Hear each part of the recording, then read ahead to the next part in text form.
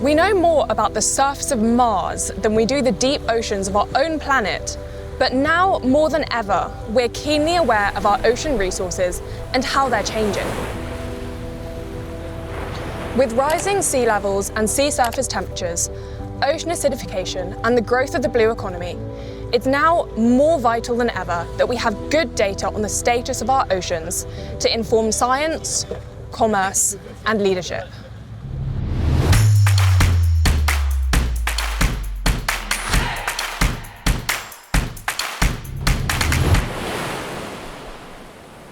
Hi, I'm Stephanie Andrews, climate scientist, ocean adventurer, and systems specialist at NexSens.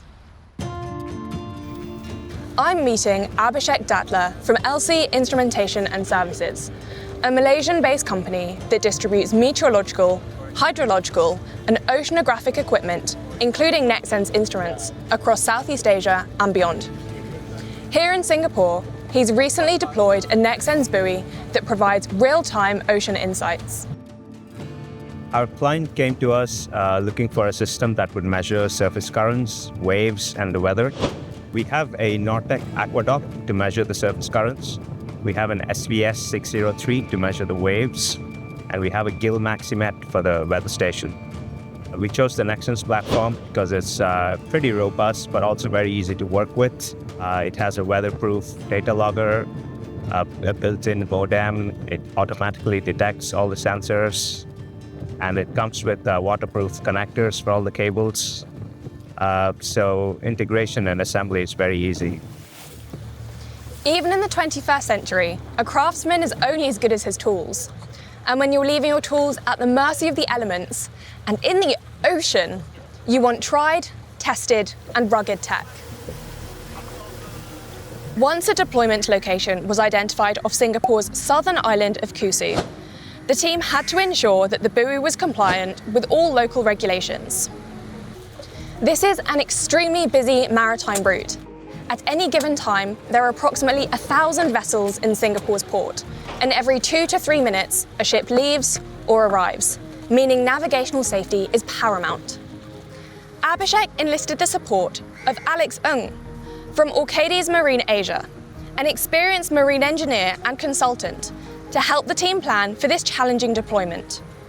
The buoy has had to undergo reviews by independent parties as well as inspection by the local authorities. We were required to install a radar reflector and a St. Andrew cross mark as well as a navigation light.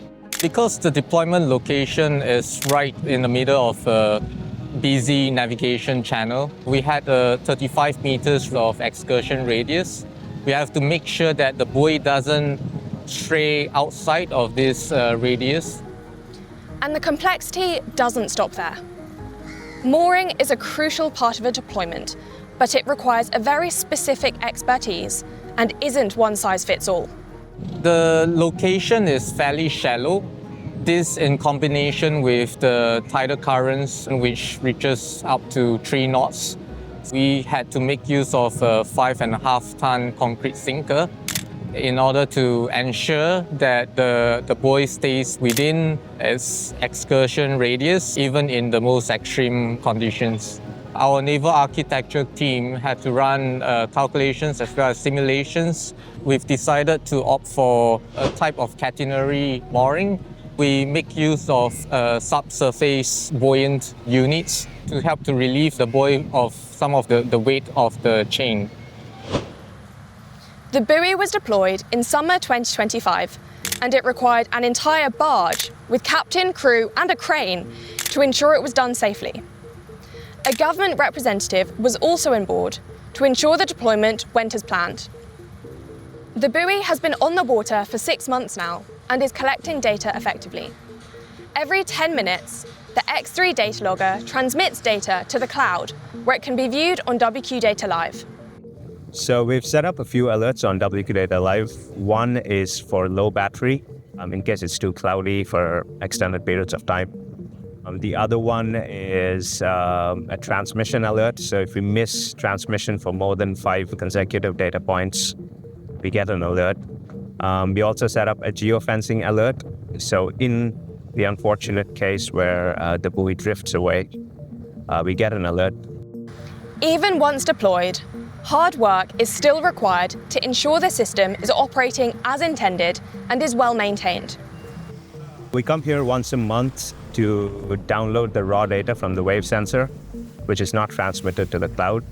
We also come just to check up on the system, if everything's in place. And we also put a camera underwater just to make sure the mooring is still intact.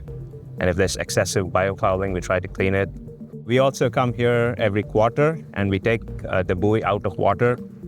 And then we do a more thorough cleaning of the mooring, upgrade any firmwares on all the sensors. The buoy will be deployed here for at least a year, although Abhishek is hopeful that it could be longer. The data it collects on oceanographic and meteorological conditions have a wealth of applications, from understanding how wave energy changes seasonally to the influence of meteorological conditions on wave power, and much more. Deploying and maintaining effective environmental monitoring systems requires knowledge, experience, and the right tech. When deployed correctly, these systems can stand the test of time, acting as sentinels that help fuel our understanding of our changing oceans. Visit nexsens.com for more information. NexSens. Better data. It's never been easier.